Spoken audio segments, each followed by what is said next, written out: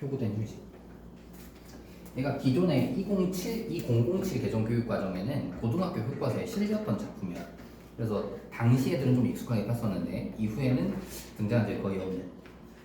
딱히 질문할 거 없으면 그냥 지문 읽고 출제 의도랑 어떤 식으로 봐야 되는지 그것만 좀 포인트로 볼 텐데. 자, 표구된 휴식 18번 기억부터 미음을 중심으로 윗글을 이해한 내용으로 가장 적절한 거. 가장 적절이니까 핵심 추론이잖아. 근데 선지가 아예 다 기역, 니은, 디귿, 리을, 미음 나눠져 있어. 이런 경우는 푸는 방법은 두 개라고 생각하시면 돼요. 첫째는 다 나눠져 있으니까 니은까지 보면서 기역, 니은의 공차 가지고 선지 판단하겠지. 단 선지가 다 기역, 니은, 디귿 나눠져 있으니까 뭐? 차이점에 기역, 니은, 디귿, 리을 이 소재나 대상들이 갈등 관계에 어떠한 영향을 미치냐. 그래서 그 차이점 중심으로 니은까지 보고 답 예상해보고 안 나오면 나머지 다 내용 일치로. 그 다음 두 번째 선지가 처음부터 기역, 니은, 디귿, 리을, 미음이 다 구분되어 있기 때문에 그냥 내용 일치로 풀겠다. 내용 일치로 처음부터 접근. 푸는 방법은 두 개라고 보시면 돼. 1번 선지 보시면 화가는 대상을 표구할 수 없다는 인식을 바탕으로 눈앞의 종이를 기억으로 지칭하였다. 그럼 얘는 내용 문제지? 표현상 특징 아니야? 19번 A의 서술상 특징으로 가장 적절한 거래? 그럼 얘는 A 보고 나서 A 읽으면서 서술상 특징에 주목해서 답 찾으시면 되겠고. 20번 편지의 내용에 대한 설명으로 적절하지 않은 것이라고 되어 있는데 이 편지라는 애가 그 시험지 페이지상 6쪽의 오른쪽 밑에 쪽에 있거든. 6쪽의 오른쪽 밑에.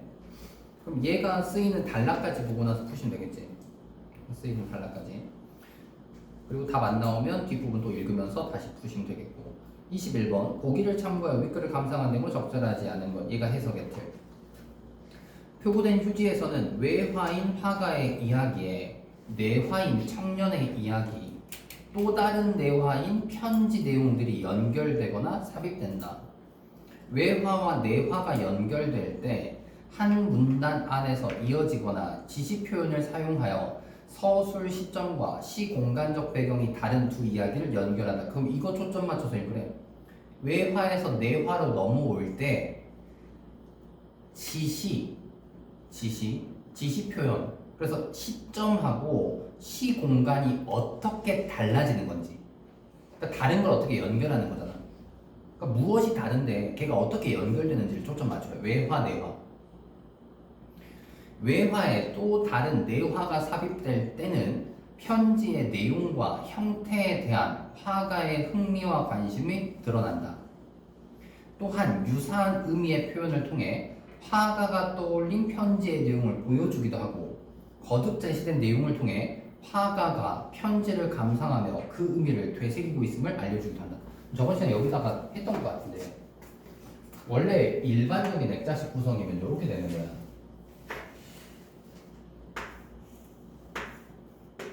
외화가 있고 내화가 있고. 액자식 구성이 되려면 조건상 만족해야 되는 게 외화에서 내화로 들어오고 다시 나가야 된다잖아. 물론 이 이후에 다시 내화로 들어오는 건 상관이 없는데 액자식 구성이 되려면 최소한의 조건이 여기까지라 그랬어. 처음의 이야기로 다시 돌아가는 것까지. 그리고 액자식 구성은 주제의식이 여기서 드러나는 거라고 했었거든. 올해 수능에 등장할 가능성이 높은 게 중에 하나가 구운몽이랬잖아. 고전에서의 액자식 구성은 대부분 꿈을 통해서 들어가요. 현실에서 꿈으로 가고 다시 현실로 돌아오고 또는 꿈이었다가 현실로 오고 다시 꿈으로 들어가고 이런 형태거든. 그래서 고전에서 사용하는 액자식 구성은 꿈이야. 그래서 꿈으로 들어가는 인몽하고 깨는 강몽을 잘 찾아야 돼.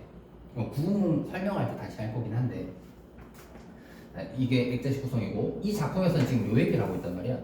보기 해석의 틀에서 외화에 또 다른 내화가 연결된다는 얘기가 내화가 두 개라는 얘기잖아. 이때는 그러면 외화에서 하나가 내화 1, 내화 2라고 시작. 내화 1로 갔다가 내화 2로 갔다가 외화로 나오냐. 이런 구성은 없어. 액자식 구성에서 내화가 둘 이상일 때는 이렇게 돼요. 외화, 내화 1, 다시 외화가 나와야 돼. 그리고 나서 내화 2로 들어가는 거야. 그리고 다시 그럼 뭐 해야 돼? 외화가 나와야 돼. 그러니까 이 내화를 기점으로 각각의 외화가 존재해야 돼. 그럼 얘를 기준으로 다시 외화가 존재하는 거예요. 글이 이렇게 된다는 걸 21번에서 주고 있는 거야. 이 글은 이렇게 된다. 그래서 여기서 여기로 들어갈 때 시점하고 시 공간이 다른 걸 어떻게 연결하냐. 여기서 여기로 올 때 시점하고 시 공간이 다른 걸 어떻게 연결하냐. 이걸 초점 맞추라는 얘기고. 마찬가지 초점 맞추라는 얘기. 여기까지 이해했어? 그럼 이것까지 이해했으면 나라면 이 글을 읽을 때 이렇게 풀어볼 것 같아. 원래 소설은 일반적으로 중략이나 중략 부분 줄거리가 끊어져 있잖아. 그래서 중략 앞이 갈등이 심하고 중략 뒷부분이 갈등이 해소인데 얘는 안 끊어졌지. 그럼 우리가 의미상 단락을 끊을 수 있어. 어떻게? 내가 들어갈 때. 그래서 각각 문제 푸는 거지. 전체 내용을 한 번에 처리하기 힘드니까. 이게 올해 문학 자체가 작년까지의 문학에 비해서 지문의 길이 길단 말이야. 독서도 길고. 그럼 우리가 의미상 단락들을 끊을 거 있으면 끊어서 풀어야 돼. 그래야 매력적인 농담이 안 빠져요. 이것처럼 중략 또는 중략 부분 줄거리가 안 끊어진 작품을 준다. 거기에서 끊으라고 틀 알려주니까 우린 요거대로 한번 끊어볼 거예요. 끊으면서 풀 거다라고 생각하시면 돼요. 그러니까 편지도 똑같이 뭐 여기에 편지가 있다. 그럼 이거 가지고 풀 거고 그리고 안 풀린다? 그럼 여기 다음 달러 가지고 또 다시 풀고. 자, 이거 한번 적용해서 봐봅시다.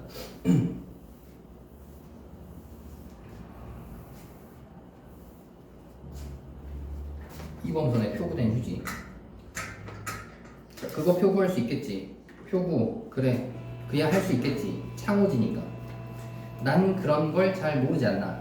그래 화가인 자네 생각을 했지 뭔가. 지금 이 발화하는 사람과의 대화 대상의 직업이 화가인가 봐. 자네가 어디 적당한 표구사에 맡겨서 좀 해주지 않겠나. 그야 어렵지 않지만 자네도 어지간히 호사가군. 이걸 표구해서 뭘 하나? 도대체 어디서 주워온 건가? 이 휴지래. 그래 표구할 만한 가치가 없대. 표구라는 게 이제 얘를 뭐 구겨진 거면 구겨진 거 다 펴가지고 액자에다 담는 거야. 그걸 표구라고 하거든. 그러니까 휴지라고 생각해. 그럼 창호지니까 할 수는 있대. 창호지니까 할 수는 있대. 표구할 만한 가치가 없다고 생각하는 거지. 그럼 지금 니은 부분까지 봤으니까 18번 풀어보면 18번에 1번 화가는 대상을 표구할 수 없다는 인식을 바탕으로 표gun할 수 있다며. 창고지니까 표gun할 수 있다. 그럼 여기 틀렸고 18번에 2번 화가는 눈앞의 종이가 자신에게 필요한 것임에 주목해서 휴지? 아니지. 쓸모없는 거라고 생각하니까 휴지라고 지칭한 거지. 기억, 니은 둘 다 틀리고. 계속 다시 지문이야. 아닌 게 아니라 정말 휴지통에서 주운 거지. 그 친구 은행 창구에 저녁 되면 날마다 빼지 않고 들르는 지게꾼이 있단다. 자 그럼 다시 친구라는 존재가 있고 지게꾼이 있는 거지. 있단다. 은행 문 앞에 지게를 벗어 세워놓고는 매우 죄송스러운 태도로 조용히 은행 안으로 들어서는 나 보이는 25살, 6살 먹어 보이는 그 검은 얼굴의 청년을 처음엔 안내원이 막았대. 그럼 이게 뭐야 지금? 갑자기 청년에 대한 얘기로 넘어가지. 지게꾼. 이게 뭐라고 보는 거야? 하나의 이야기에서 다른 이야기로 넘어가니까 얘가 내화 1. 그 친구 은행 창구에부터가 내화 1이라고 보는 거야. 그 앞에까지는 뭐였다? 외화였던 거야. 대화가. 그러면 한 달락 끝난 거지. 한 달락 끝난 거였잖아. 외화 이야기가 끝났던 거야. 그러면 외화 이야기 우선 하나 끝났으니까 문제 한번 풀어봅시다. 외화랑 관련된 21번.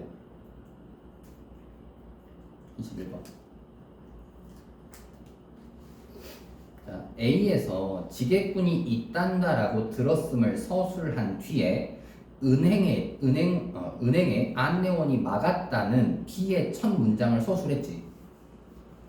B의 첫 문장 지게꾼이 있었다. 그래서 A에서 B로 서술 시점이 변하는 부분을 한 문단 안에서 준 거지. 이딴 다 친구한테 들은 얘기고 그 뒤에가 그 은행에 있었던 지게꾼과 관련된 얘기 내화로 넘어가는 거 한 문단 안에서 이어져. 그 다음 5번 선지의 화가 부분이긴 한데 5번 선지 풀 수는 없으니까 아직. 그럼 21번에 1번 선지만 여기서 우선 찾은 거고 계속 다시야. 헷갈릴까봐 얘기하는 거야. 이딴다 여기까지를 외화로 보는 거야. 외화에서 들은 이야기. 이딴다 뒷부분부터가 내화 1로 들어가는 거야. 뭐죠? 여긴 은행이요 은행. 그러니까 저 돈을 청년은 어리둥절해서 말도 제대로 하지 못했다. 글쎄 은행이라니까. 그런데 그 조금도 할 수 있습니까? 조금이라니 뭘 말이요? 저금을 조금도 할 수 있습니까? 저금요. 은행 안의 모든 시선들이 그 지게꾼에게로 쏠렸다. 청년은 점점 더 당황하였다. 얼굴이 붉어져서 돌아서 나가려는 그를 불러세운 것은 예금 창구의 여직원이었다. 청년은 손에 말아쥐고 있던 라면 봉지에서 꼬깃꼬깃한 100원짜리 지폐 5장과 새로 새긴 목도장을 꺼내어 떨리는 손으로 여직원에게 바쳤다. 청년은 저만치 한 구석으로 가서서 불안스러운 눈으로 멀리 여직원을 지켜보고 있었다. 한참 만에 그는 흠칫 놀랐다. 생전 처음 그는 C자가 붙은 자기 이름을 들었던 것이다. 그는 여직원 앞으로 달려와 빳빳한 통장을 받았다. 청년은 여직원과 안내원에게 굽신굽신 절을 하고는 한 손에 통장을 받쳐든 채 들어올 때처럼 조심스럽게 유리문을 밀고 나갔다. 통장을 확인할 경황도 없이 그의 행동과 그의 내면 중심이지. 그렇게 서술을 해주고 있는데 19번에 답 찾을 만한 거 혹시 있는지 봐봐. 행동과 내면 중심으로 주고 있어. 행동과 내면 중심. 그의 행동과 내면 중심. 뭐 있어? 행동과 내면이라고 할 때 4번 선지의 빠른 움직임. 이게 행동이라고 볼 수 있지. 근데 여기 빨라? 다시 행동과 내면이라는 게 특징으로 찾을 수 있는 거야. 그럼 그걸 선지에서 먼저 봐볼 건데 19번에 4번 선지에 움직임이 있으니까 이 선지를 읽어볼 거란 말이야. 추측하는 진술로 장면 서술을 마무리했어? 밀고 나갔다. 통장을 확인할 경황도 없이 추측이 아니잖아. 그럼 틀렸고 5번 선지 거리와 위치를 나타내는 표현을 사용해서 인물의 불안한 심리를 부각해준다. 저 한 구석으로 가서 막 이런 거. 내면 5번이 답이지. 그럼 19번의 답은 5번이고. 그럼 나머지 선지 봐보자. 19번의 1번 선지 대화 내용을 간접 인용으로 서술한 거 있어? 간접 인용 없지. 틀렸고 인물 비판하는 것도 없잖아. A에 19번의 2번 선지 편집자적 논평이 있어? 없지. 19번의 3번 선지 동시에 진행되는 사건을 병렬했다는 얘기는 뭐야? 동시에 진행되는 그러면 공간이 바뀌었다는 얘기지. 없지. 그 다음 추측하는 진술로 장면 마무리한 거 없었고 인물의 빠른 움직임을 부각하는 것도 아니고. 답은 5번인데 출제구도 한번 생각해보자. 우리 소설에서 찾아야 되는 표현상의 특징, 대표적인 표현상 특징 뭐 있어? 배경 장면에서는 찾아야 된다 그랬지.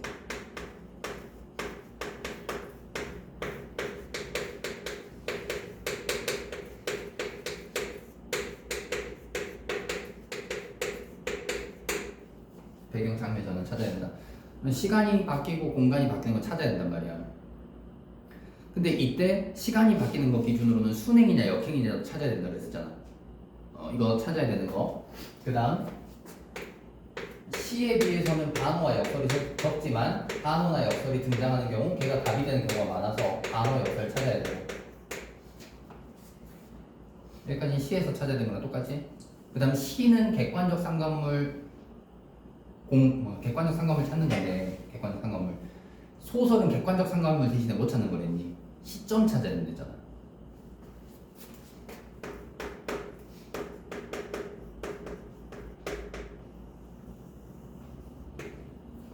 그러면서 평가원은 시점에 일반적 특징 낸다고? 안 낸다고. 예외적 특징 낸다고.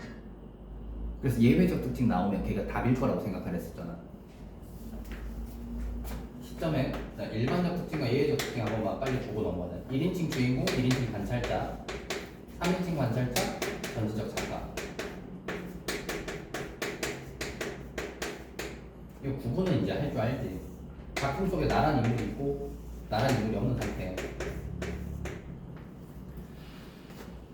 1인칭 시점들은 주인공, 관찰자 다 뭐 할 수 있어. 기본적으로 주관적이야.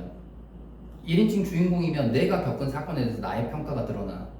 1인칭 관찰자면 주인공에 대한 나의 평가가 드러나. 기본적으로 주관적이야.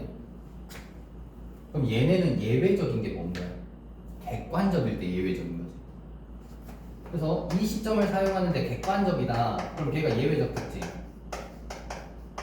다른 말로 하면 뭐다? 평가를 하지 않는 거야. 평가를 하지 않는 거. 3인칭 관찰자는 객관적이야. 기본적으로.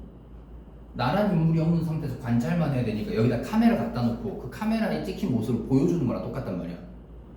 카메라가 평가할 수 없으니까 얘는 무조건 객관적이다.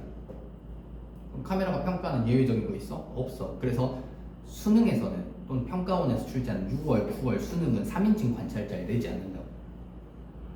예외적인 특징이 없기 때문에. 작품 자체가 3인칭 관찰자를 쓰지도 않을 뿐더러 혹시나 3인칭 관찰자를 쓴 작품이면 3인칭 관찰자 시점을 문제로 묻지 않아. 예외가 없기 때문에. 전지적 작가. 기본적으로는 원래 나가 없으니까 평가를 못 해야 돼. 근데 우리 고전 소설은 전지적 작가에 기반하잖아. 고전 소설은 그래서 다 뭐가 있어? 뛰어든단 말이야. 소설자의 개입과 평가. 이걸 흔히 우리가 아는 좀 어려운 말로 편집자적 논평이라고 하는데,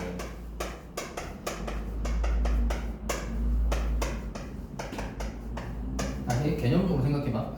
전지적 작가 시점은 나가 없어요. 그럼 원래 평가를 못 해야 돼. 평가를 못하는 게 기반이어야 되는데 하잖아. 그래서 이것 자체가 예외적 특징인 거야. 편집자의 논평 자체가. 근데 고전 소설은 또 전지적 작가에 기반하니까 편집자적 논평이 많이 쓰여. 그럼 그때는 뭐가 또 예외인 거야? 없는 게 예외인 거야. 그래서 전지적 작가에서는 이거의 유무 자체가 다 예외에 해당하니까 읽다가 있으면 편집자적 논평을 밑줄을 긋자 그랬어. 출제할 때는 디테일하게 묻는 거니까 편집자적 논평을 통해 해악성을 부과하는지 편집자적 논평을 통해 비판을 강조하는지 비판성을 강조하는지. 그래서 편집자적 논평 한 2개, 3개 쓰여버리면 체크를 안 해놓으면 선지 판단하다가 다시 돌아가야 되니까 읽어야 되는 부분이 많단 말이야. 얘는 꼭 체크해 놓으셔야 된다. 그래서 이게 예외적 특징들. 그리고 동시에 1인칭 주인공 관찰자 전지적 작가의 공통된 예외적 특징이 있어요. 공통된 예외적 특징. 전지적 작가 하나만 더 하고. 전지적 작가의 예외적 특징. 원래 전지적 작가는 모든 사람의 속마음을 다 아는 거잖아. 그러니까 모든 사람의 속마음을 다 알려주는데 그게 아니라 한 명한테 초점을 맞추는 뭐? 초점화된 화자, 초점화된 소설. 한 명한테만 초점을 맞춰요. 이러면 이게 전지적 작가의 예외적 특징이다. 한 명 중심으로만, 한 명의 내면 중심과 행동 중심으로 따라가는 거. 그 다음 1인칭 주인공 관찰자랑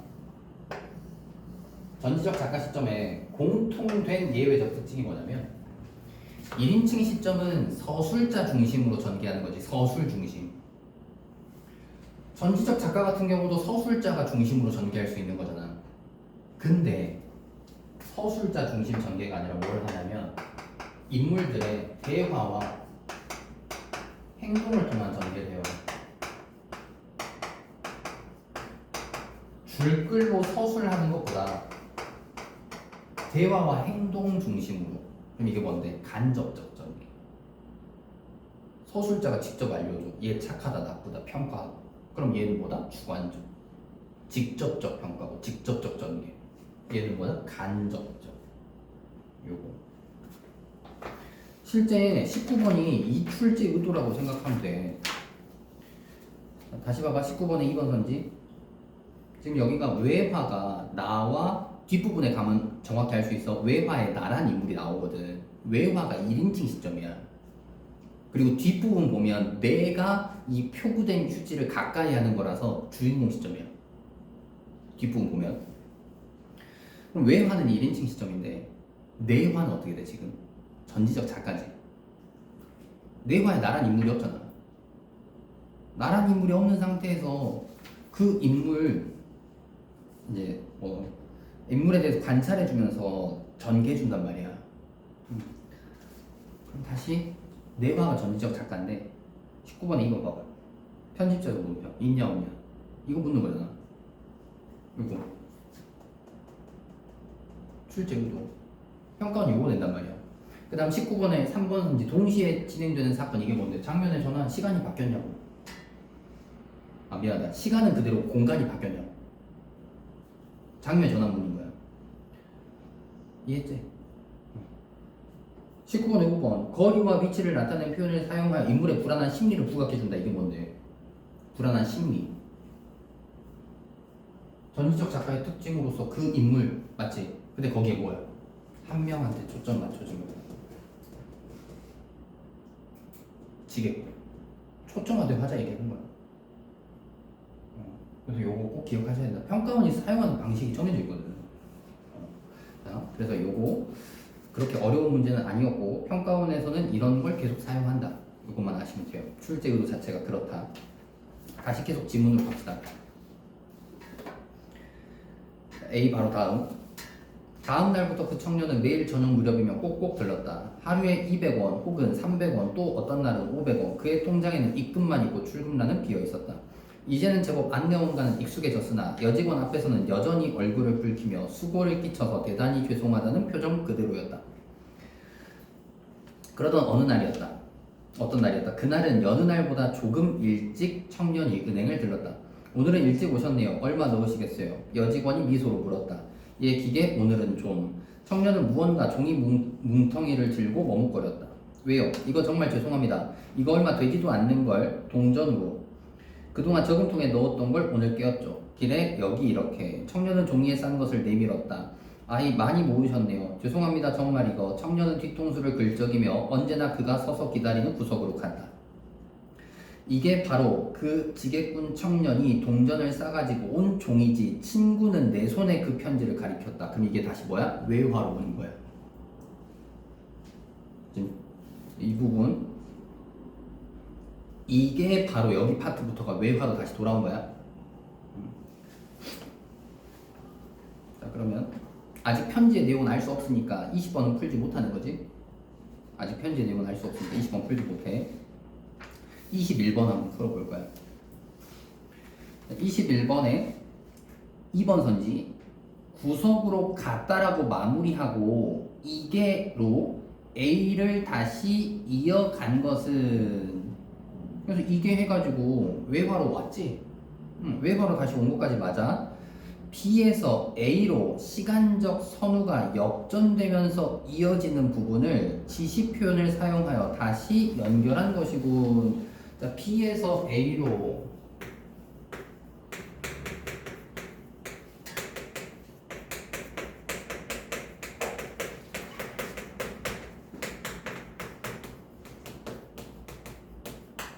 시간적 선우가 역전돼. 그럼 뭔 얘기야? B에서 A로 시간적 선우가 역전됐다. 얘가 선, 얘가 후. 시간적 선우 역전됐다는 얘기는 뒤집어서 얘가 후고 얘가 선이란 얘기지. 맞니? A 외화가 선이야? 편지 가지고 외화 이게 먼저고 그 다음에 얘기해 주는 거잖아. 그럼 뭐다? 다시 B에서 A로는 시간적 선후 관계에 따른 거야. 역전된 게 아니야. 그래서 틀린 거야. 이것 또한 그럼 출제 의도가 뭐야? 요거지. 우리 항상 시간, 작품 속 시간 공간의 이동 찾으랬잖아. 뭐가 먼저고 뭐가 다음이냐. 요거. 그럼 동시에 하나 더 우리 뭐라 그래서 최근에 평가원에서 자주 사용하는 거. 선지 조건 세 가지 형태로 끊어서 준다고. 문장. 그래서 얘랑 얘 맞고 가운데 틀리게 준다. 왜? 지문의 내용이 기니까 애들이 정보양에 눌려가지고 내용을 명확히 이해를 못하거나 정보양에 눌려가지고 시간을 많이 썼기 때문에 선지 풀 때 빨리 풀려고 촉박하게 풀어야 된단 말이야. 그래서 앞, 뒤는 맞는 말을 주고 가운데를 뒤집어가지고 매력적인 오답을 구성해요. 틀리게끔. 얘가 그 출제 의도까지 그대로 반영한 거야. 다시 봐봐. 21번에 2번 선지. B에서 구석으로 갔다라고 마무리하고 이게 로 A를 다시 이어간 것은 이게 하나의 문장이지? 맞지? B에서 A로 시간적 선우가 역전되면서 얘가 하나 이어지는 부분을 지시 표현을 사용하여 다시 연결했다. 얘가 하나. 그래서 이어간 것은까지 맞아. 뒷부분에서 이어지는 부분을 여기 뒷부분도 맞아.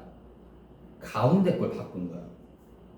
출제로도 다시 요거 꼭 찾아야 된다. 뭐가 먼저고 나중이고. 고전에서도 이거 가지고 선지 계속 구성한단 말이야. 고전에도. 거기에 세 가지 문장에서 가운데 뒤집는 거. 이 두 개를 활용한 거다. 여기까지 했으니까 그 얘기 잠깐만 하고 갈까? 우리 고전 설명할 때도 했듯이 고전은 전지적 작가에 기반하잖아. 그럼 고전에서 시점 낼 만한 것도 많지 않지. 어차피 이 예외적 특징들 내는 거고. 고전에서 인물의 내면에 초점 맞춰서 서술할 수 있어. 있지 전지적 작가니까 내면에 초점 맞춰서 단 얘를 현대랑 비교해봐. 우리가 그동안 공부했던 고전 소설하고 현대 소설 비교해봐. 내적 갈등이 고전 소설에 많이? 고전 소설은 내적 갈등이 별로 없어요. 내면 중심 전개를 못해. 그게 현대 소설에 비해서 갖는 고전의 한계야. 다시 얘기하면 고전은 내면 중심 갈등을 구성하기가 어렵기 때문에 다 인물을 많이 줘. 그리고 또 인물을 지칭하는 표현들을 다양하게 주면서 인물 중심의 갈등 관계를 묻는 거야. 내면 중심의 갈등을 물을 수가 없으니까. 그럼 반대로 현대는 뭐에 초점 맞춰서 출제하는 거야? 내면에 초점 맞춰서 출제하는 거야. 내면의 갈등. 자, 계속 다시. 그래서 편지를 가리켰대요. 그래, 그럼 그의 집에서 그 청년에게 보낸 편지란 말인가? 글쎄, 반드시 그렇다고는 할 수 없겠지. 동전을 세는 여직원을 거들어 주다가 우연히 발견하고 재미있다고 생각해서 가지고 온 것 뿐이니까. 우물집 할머니 하루 알고 갔다. 모두 잘 갔다 한다. 장손이 장가 갔다. 색시는 너머 마을 공보 영감 딸이다. 부장내 탄실이 시집간다. 신랑은 읍에 석이라더라. 앞집 순이가 어제 저녁 감자 삶아 치마에 가려 들고 왔더라. 순이는 시집 안 갈 기라 하더라. 니는 빨리 장가 안 들어야 건나. 그리고 한 줄 건너 뛰었으니까 이게 뭐라고 보는 거야? 편지 내용이라고 보는 거지. 나는 비시시 웃음이 새어 나왔다. 여전히 그럼 왜 한 거야?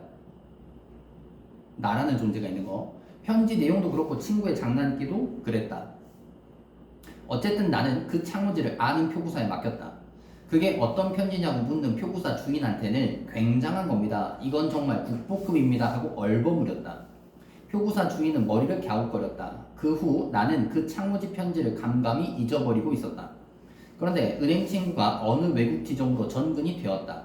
비행기가 떠날 때 나는 문득 그 편지 생각이 났다. 니 떠나고 며칠 안 있어 송아지 났다. 그 길로 나는 표구사로 갔다. 구겨진 휴지였던 그 편지는 깨끗이 펴져서 액자 속에 들어있었다. 그렇게 치장하고 보니 그게 정말 무슨 국보나 되는 것 같았다. 돈 좋다. 그러나 너거 엄마는 돈보다도 너가 더 좋다 한다. 밥 묻고 배 아프면 소금 한 줌 묵으라 하더라. 그날부터 그 액자는 내 화실에 그냥 걸어두었다. 그저 걸어둔 거다. 그런데 그게 이상하게도 차츰 내 화실의 중심점이 되어갔다. 그건 그림 같기도 하고 글 같기도 하다. 아니, 그건 분명 그 둘이 합쳐진 것이었다. 나는 친구가 외국으로 떠나고 이태 동안, 2년 동안 그 액자를 간간히 바라보고 있는 사이에 차츰 그 친구의 심정을 느껴 알 것 같아졌다. 지금 내화로 다시 들어간 게 없지. 21번 외화, 내화. 외화로 나왔다가 다시 내화로 들어가야 되네. 그게 없잖아. 보기가 잘못됐을 수는 없지. 그럼 어떻게 된 거야? 여기까지 보고 이제 이걸 예상해야 돼. 분명히 외화에다가 뇌화 여기 갔다가 외화로 나왔다가 다시 내화로 들어가고 외화로 나와야 21번의 보기의 조건을 만족하는 건데 지금 이게 없어. 안 보여. 지금 딱 읽었을 때 거기까지 보고 나서 찾을 수 있어야 돼. 그럼 여기가 뭐야? 편지들. 한 줄씩 띄고 있는 편지들이 다 이거야. 편지. 그럼 계속 외화, 내화, 외화, 내화 이게 반복됐던 거지 뒷부분에서는. 편지를 요거로 가야 돼. 편지 내용. 자, 그럼 20번 다시 봅시다. 여기까지 보고 20번. 수신자도 알만한 사람들의 소식들을 포함하고 있겠지. 뭐 우물집 할머니, 뭐 순인가? 뭐 이렇게 나오고. 혼사와 관련하여 수신자의 현재 상황을 지지하니 7종 맨 첫 번째 편지할 때 너는 빨리 장가 안 들어가겠냐? 빨리 장가 가라고 얘기하잖아. 그럼 수신자는 장가를 안 들고 있는 상태니까 그 상태를 지지하는 게 아니라 그 상태가 바뀌기를 바라는 거잖아. 그래서 20번의 답은 2번입니다. 여기까지 읽었으니까 또 이제 좀 전에 풀지 않았던 18번 마저 풀어보면 18번에 3번 선지 표구사 주인은 종이에 담긴 내용에 주목해서 화가가 이를 디귿이라 한 말에 동의했니? 디귿은 뭐? 디귿 바로 다음 줄에 표구사 주인은 머리를 갸웃거리는 거죠. 동의를 못해요. 이게 왜 국보급인지 이해를 못하는 거지. 그 다음 리을 4번 선지 화가는 종이가 국보의 가치를 갖는다고 생각했을 수 있지. 국보급이나 된 것 같았다고 얘기하니까 자신이 주문한 물건을 찾아갔어? 아니 주문한 물건을 찾으러 갔더니 잊고 있었다가 찾으러 갔더니 표구된 상태가 마치 국보나 된 것 같았었지. 이게 뭐야? 선후관계 뒤집는 거. 선후관계 뒤집는 거, 인과 뒤집는 거 많이 나온댔잖아. 평가원 출제 의도. 5번 선지 화가는 표구한 종이의 글에서 그림 같은 느낌도 받으며 미음이 점차 화실의 중심점이 되고 있음을 인식하였다. 맞니?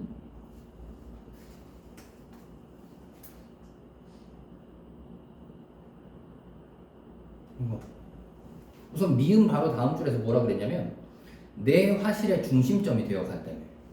그만큼 얘가 중요한 가치를 갖는 것처럼 보여 나한테.